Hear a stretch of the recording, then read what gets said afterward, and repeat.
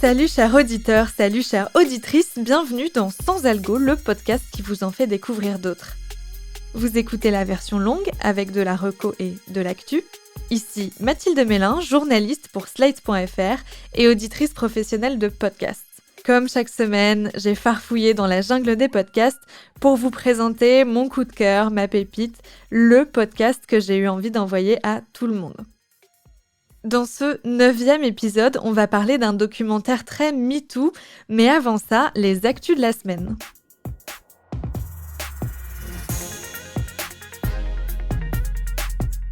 Si vous écoutez Sans Algo depuis les États-Unis, il y a désormais plus de chances que vous le fassiez sur Spotify que sur Apple Podcasts. C'est en tout cas ce que suggère la plateforme suédoise dans son bilan du 3e trimestre 2021. L'appli serait devenue numéro 1 pour l'écoute des podcasts aux États-Unis. Bon, il faut les croire sur parole, puisque l'entreprise n'a pas partagé de chiffres concrets. Mais le site eMarketer a calculé que, chaque mois, 28,2 millions de personnes écouteraient leurs podcasts sur Spotify, contre 28 millions sur Apple Podcasts. En réalité, c'est assez peu surprenant que Spotify prenne l'avantage aux États-Unis, vu qu'ils ont investi plus de 700 millions de dollars depuis 2 ans. En France, pour l'instant, c'est toujours Apple qui domine, si j'en crois les données rendues publiques par l'hébergeur Acast. 41,5% des écoutes proviennent d'Apple Podcasts, contre 20,9% de Spotify. Mais de trimestre en trimestre, on voit bien que Spotify vient grignoter des pourcentages du côté d'Apple. Il n'est donc pas impossible que dans quelques années, la France suive la même trajectoire que les États-Unis et privilégie Spotify pour écouter ses podcasts. La jeune application d'écoute Tumult donne désormais la possibilité de donner de l'argent à vos podcasteurs préférés grâce à un système pas banal. Les auditeurs peuvent acheter des œufs d'or, des sortes de pourboires virtuels à 1 € l'unité. Quand ils écoutent un épisode qui leur plaît, ils peuvent offrir un œuf ou plusieurs œufs d'or au podcasteur ou à la podcasteuse en question. D'un côté, c'est assez sympa de pouvoir rémunérer directement un auteur ou une autrice sur un podcast ou un épisode en particulier. Avant ça, si on voulait soutenir un podcasteur, c'était de façon mensualisée, comme sur Patreon ou Tipeee par exemple. D'un autre côté, c'est un peu dommage de le faire comme ça. Sur l'euro dépensé par l'auditeur, l'auteur touche seulement 50 centimes, Tumult 15, et les 35 restants partent en TVA ou chez Google ou Apple. Si vous êtes malgré tout intéressé pour que votre podcast puisse bénéficier du système des œufs d'or, il faut l'ajouter sur l'application et envoyer une demande à l'équipe à podcaster au singulier @tumult tumult-podcast.com. Produit par Binge Audio. Et en parlant de financement des podcasts, la société Binge Audio a annoncé cette semaine ouvrir son capital à des particuliers via une campagne de crowdfunding.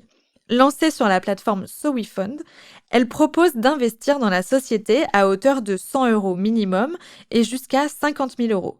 Le but de Binge Audio, récolter 500 000 € pour embaucher 7 personnes et investir dans les programmes, le marketing, la communication et le brand content. On apprend grâce à cette campagne que le chiffre d'affaires de Binge Audio aurait doublé entre 2019 et 2021, passant de 1 à 2 millions d'euros. Le président Joël Renès divisait les 3 millions et donc l'équilibre financier pour fin 2022.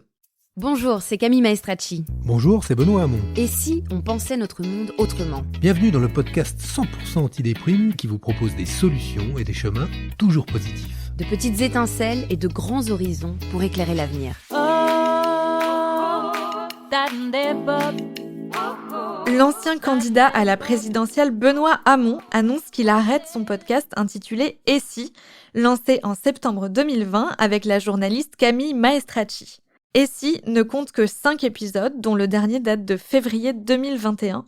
Il avait été mis en pause le temps de la grossesse de la journaliste et ne reprendra donc jamais, a priori, Benoît Hamon s'étant presque retiré de la vie politique.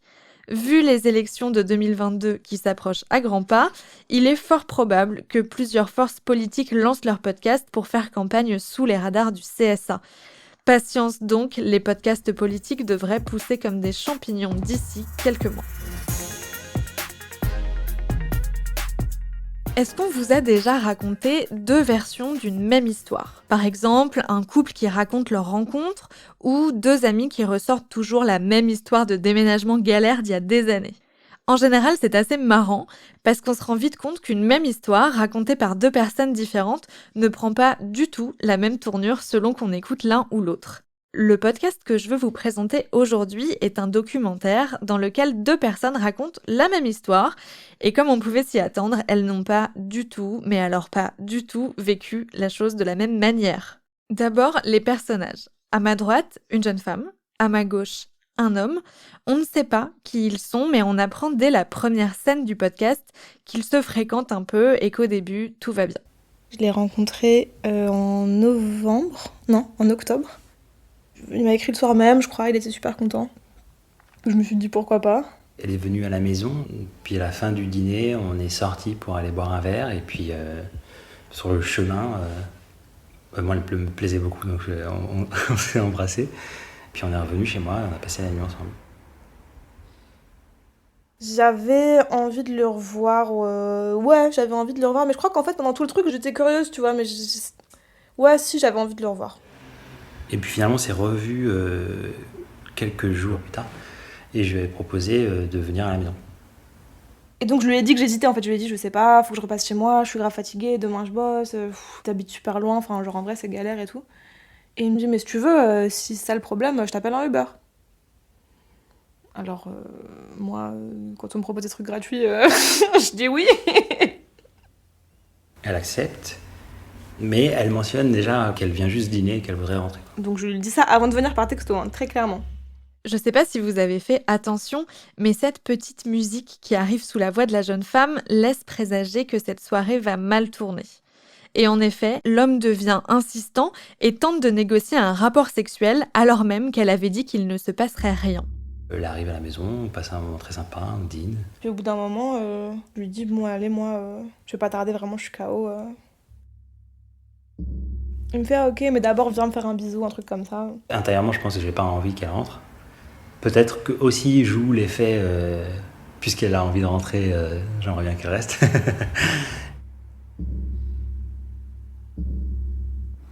Et après, je vais encore un peu plus loin et je commence un peu à la déshabiller. Et là, en 2 secondes, le mec, il m'allonge par terre sur son tapis et il me retire mon fut, tu vois. Je lui dis, bah non, ça sert à rien, tu vois. On va pas coucher ensemble alors que je vais rentrer chez moi dans 2 minutes. Du coup, il m'a remis mon fut, machin. Mais il a quand même continué à me pécho et à me rallonger par terre et à me toucher et tout. Et en fait, 2-3 fois, il fait ça. Et 2-3 fois, je lui ai dit, genre, en fait, bon, allez, faut vraiment que j'y aille. Mais je sens de l'attirance, donc je continue. Et puis, elle me redit qu'elle préférait rentrer. Elle me suggère fortement que son idée, c'est de rentrer. Et j'écoute un peu, mais pas beaucoup. Et au final, je finis par me relever, m'habiller. Je me dirige un peu vers la porte. Et il vient et il me réembrasse et il me dit genre ah non mais je peux pas te laisser partir comme ça. Et il me soulève et il m'emmène dans sa chambre. La jeune femme finit par rentrer chez elle en s'interrogeant sur ce qui vient de se passer. 2 ou 3 jours passent, elle y pense, elle réfléchit à écrire à l'homme. Mais elle a peur qu'il lui dise que c'est de sa faute à elle, qu'elle l'a allumé avant de se défiler. Au fond d'elle, ça bouillonne. Et elle finit par se convaincre que, après tout, ce mec n'est pas méchant. Et si elle lui écrit qu'il a mal agi, qu'elle s'est sentie mal à l'aise et qu'il ne l'a pas écoutée quand elle a refusé successivement de rester, il va prendre ça en compte et ne plus se comporter comme ça à l'avenir, avec d'autres femmes en tout cas, parce qu'elle ne compte pas du tout le revoir.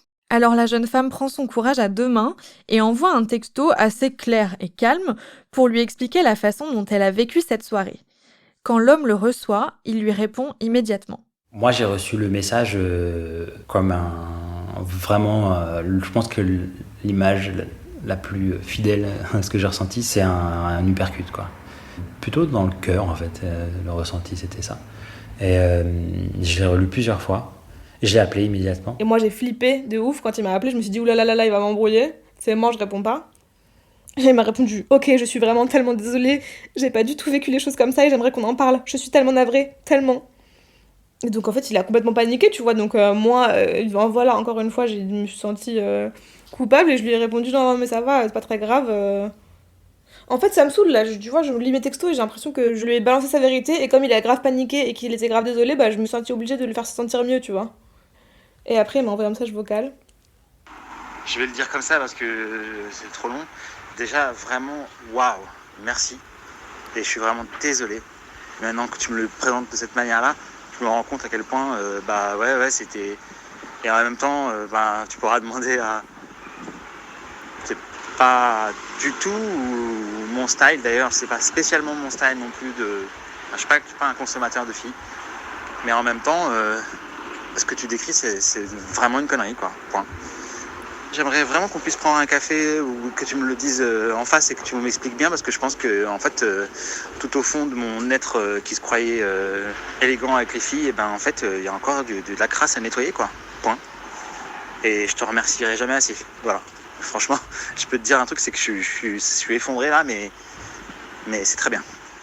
À partir de là, s'engage une correspondance entre les deux personnages qui est assez fleurie et pleine de rebondissements. Je veux pas tout vous spoiler, donc je ne mettrai plus d'autres extraits du podcast, mais je peux vous dire que plus le documentaire avance, plus l'histoire se déploie, moins les deux personnages se comprennent et se répondent. L'homme ne s'en rend pas compte, mais à nouveau, il impose à la femme une situation qu'elle n'a pas choisie. Cette histoire de non prise en compte du consentement d'une femme par un homme est tristement banale, mais tout de suite les grands mots rend cette histoire captivante grâce à un montage très rythmé. Les témoignages de l'un et de l'autre s'enchaînent de façon très fluide, ils se répondent et réagissent à ce que vient de raconter l'autre, alors qu'on entend très bien qu'ils n'ont pas été enregistrés en même temps. Ce documentaire, c'est une petite pépite, qui a d'ailleurs reçu le prix Petites Ondes au festival Longueur d'onde 2020. La réalisatrice Nora Benaroche Orsoni l'a fait dans le cadre de l'école de création sonore Transmission, créée en 2018. Pour le trouver, il faut donc taper Transmission au singulier dans votre appli de podcast et cliquer sur la jaquette en noir et blanc avec une cassette audio dessus. Ce documentaire, il soulève pas mal de questions, à la fois sur le fond et sur la forme. J'ai donc invité Nora Benaroche Orsoni au micro de Sans Algo pour échanger avec elle à propos de Tout de suite les grands mots. Bonjour Nora Benaroche Orsoni. Bonjour. Pour commencer, est-ce que vous pouvez nous expliquer comment vous avez convaincu ces personnages de vous répondre et de vous raconter cette histoire ? Alors cette histoire, j'en ai entendu parler par le personnage féminin que je connais très bien et qui me racontait cette histoire au moment où elle se déroulait, pendant tous leurs échanges de messages. Assez rapidement, je me suis dit que c'était une histoire assez incroyable et puis elle a pris la tournure qu'elle prend dans ce qui est raconté dans le podcast. Et une fois que l'histoire a été plus ou moins archivée pour eux, j'ai eu envie de la raconter. Et cette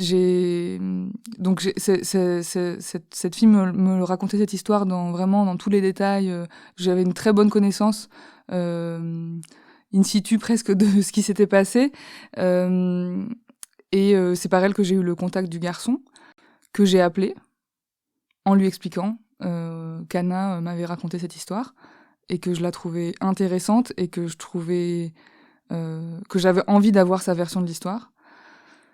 Et il a tout de suite été partant, en fait.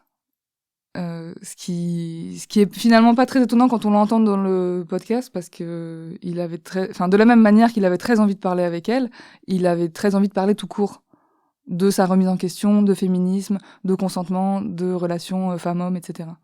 Et vous, comment vous l'avez approché, ce personnage que vous connaissiez pas, contrairement au personnage féminin ?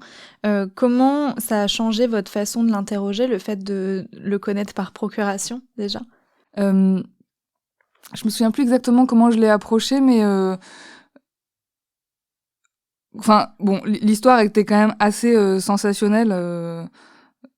C'est peut-être pas le terme, mais en tout cas, ce que je lui ai dit, moi, c'est que je m'intéressais à la place des hommes dans le féminisme. Et ensuite, il a accepté qu'on se rencontre.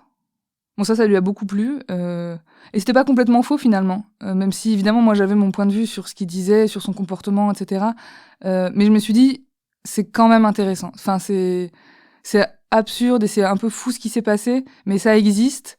Et il est probablement pas le seul à réagir comme ça. Et c'est pas l'histoire c'est pas la réaction masculine la plus inintéressante. Et donc j'ai tenté de faire la part des choses entre ce que moi, les jugements que je pouvais avoir sur son comportement, sur son avis, etc.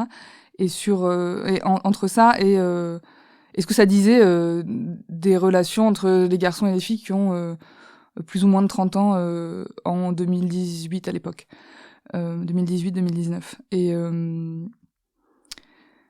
donc je suis allée l'interviewer chez lui. Et en fait, c'était assez simple parce que ma grille d'entretien était très simple, c'est-à-dire que je voulais, pour lui comme pour elle, uniquement qu'ils me racontent les faits les uns après les autres et leurs sentiments, leurs émotions, tout ce qu'ils ont traversé, toutes les émotions par lesquelles ils sont passés dans leur tête au fur et à mesure des faits.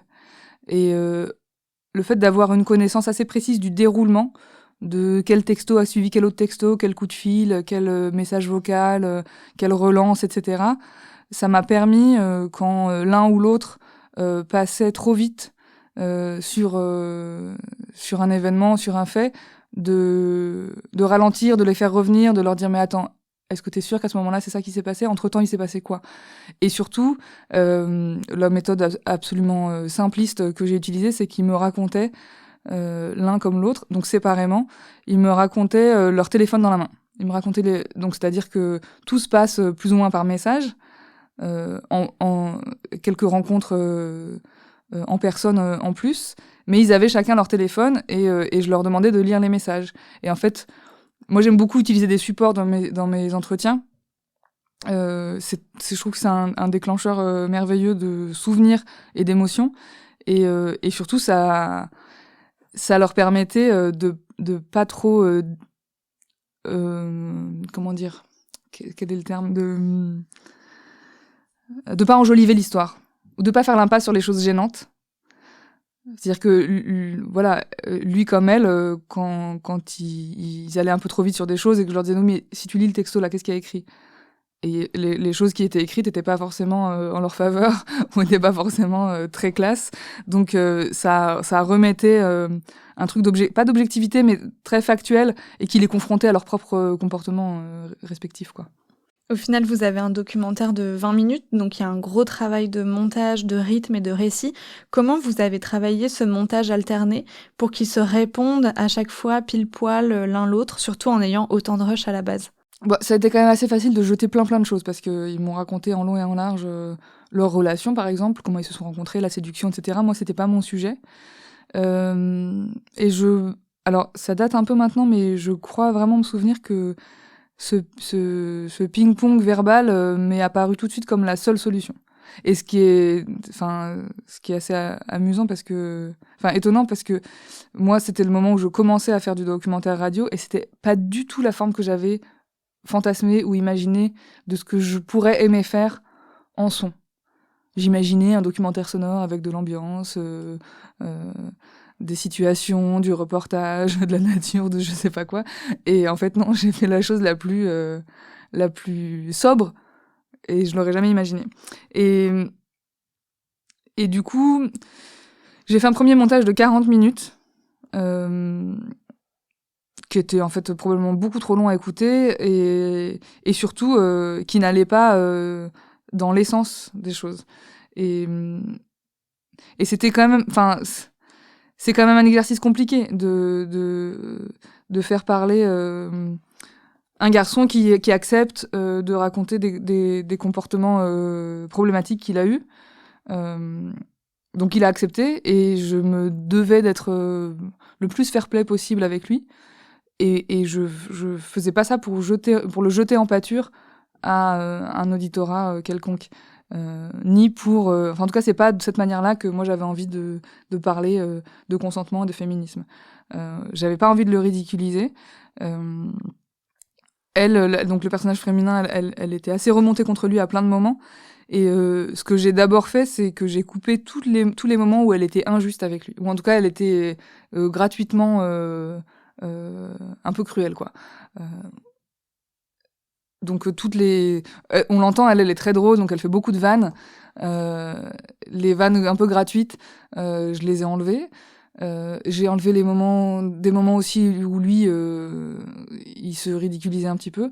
Donc j'ai essayé de garder vraiment les choses, les plus essentiels, sachant qu'ils sont très charismatiques tous les deux et qu'en fait leur personnage se déploie sans qu'on ait besoin de forcer le trait du tout. Et en particulier en ce qui le concerne lui.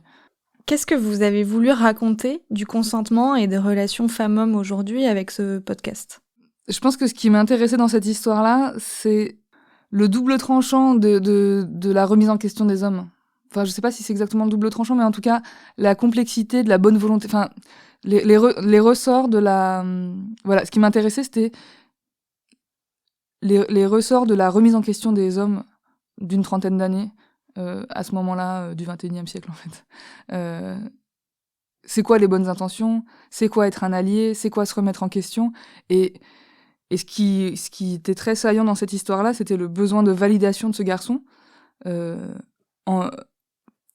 enfin son besoin exprimé envers cette fille, et puis exprimé envers moi, et puis exprimé dans sa volonté même de participer à ce podcast et la manière dont il se racontait, etc.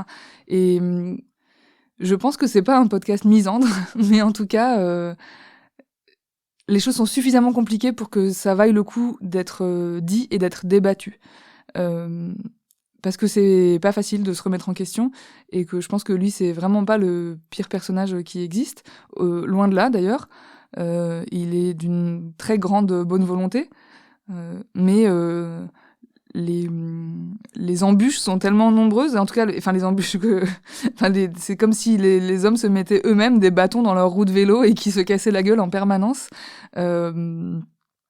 Je voulais certainement pas montrer que c'est difficile pour les hommes de se remettre en question et que les femmes leur posent des obstacles, mais dans quel biais qui leur sont propres, ils se prennent les pieds en permanence. Et ce que j'ai beaucoup entendu dans la suite, une fois qu'il a été diffusé, c'est il a pris la diffusion de ce podcast a pris une ampleur qui n'était pas du tout proportionnelle à la manière dont il a été diffusé à l'origine. C'était très inattendu. Ça a beaucoup circulé chez un public féminin et j'ai entendu beaucoup que ces filles-là qui l'écoutaient l'envoyaient à leurs copains garçons, aux garçons de leur entourage. Et apparemment, on m'a beaucoup raconté les débats infinis que ça a suscité. Et ce qui est très étonnant, c'est que moi, j'ai eu beaucoup moins de débats. Personne m'a demandé des comptes sur ce podcast. Personne m'a dit oui, mais quand même ceci, les garçons, les filles. Oui, mais quand même la fille. Oui, mais quand même le garçon. Moi, j'ai été très peu témoin de ça, ou en tout cas, on m'a très peu sollicité directement. Mais par contre, ce que les auditrices m'ont dit, c'est à quel point c'était la première fois qu'elles avaient autant de débats et de discussions avec les garçons de leur entourage. Et vous êtes anthropologue de formation. Pourquoi vous avez choisi la création sonore pour exprimer des idées, raconter le monde ? Alors, je l'ai choisi absolument par accident. J'avais décidé de quitter l'université, de pas poursuivre une carrière dans l'université, et c'est un concours de circonstances absolues qui m'a fait me retrouver avec un casque sur les oreilles et un micro dans la main. Et là, j'ai vu vraiment comme une... Bon, moi, je raconte cette histoire à chaque fois, donc j'ai l'impression de créer un espèce de mythe, mais de mon propre mythe personnel. Mais c'est vrai que voilà, je me suis retrouvée avec un casque sur les oreilles, un micro dans la main, et j'ai vu une continuité absolument flagrante entre ce que j'avais fait les 10 années précédentes et ce que j'allais pouvoir faire si enfin j'enregistrais proprement les entretiens que je n'avais jamais enregistrés proprement, c'est-à-dire prendre le temps de faire parler les gens, de les laisser parler surtout, trouver les manières de les faire parler, puis ensuite l'espace de les laisser parler, et de raconter de raconter les choses avec les gens qui vivent les histoires qu'on a envie de raconter. Moi, c'est ça qui m'intéressait, et c'est pour ça aussi que j'avais quitté l'université. Je voulais plus parler à la place des autres et parler pour des collègues anthropologues ou sociologues. Je voulais plus m'adresser à un cercle fermé. Et donc, je trouve que l'immatérialité du son était très propice à élargir les discours que je pouvais avoir envie de porter, ou en tout cas de partager. Merci Nora. Merci. J'espère que ça vous a donné envie de découvrir tout de suite les grands mots et pourquoi pas de l'envoyer à vos proches. C'est une œuvre assez courte et percutante pour éveiller pas mal de conscience à la notion de consentement et provoquer des échanges passionnants. Pour trouver ce documentaire de 20 minutes à peine, ça se passe dans le flux Transmission, disponible sur toutes les applis de podcast. Merci d'avoir écouté Sans Algo. N'hésitez pas à vous abonner, nous sommes sur toutes les plateformes d'écoute de podcast. Vous pouvez aussi en parler autour de vous et nous dire si nos recommandations vous plaisent à l'adresse mail dans la description de cet épisode. Je vous donne rendez-vous la semaine prochaine pour d'autres recommandations garanties 100% sans algo. Sans Algo est un podcast de Mathilde Mélin produit par Slate.fr sous la direction de Christophe Caron et Benjamin Septem-Ours.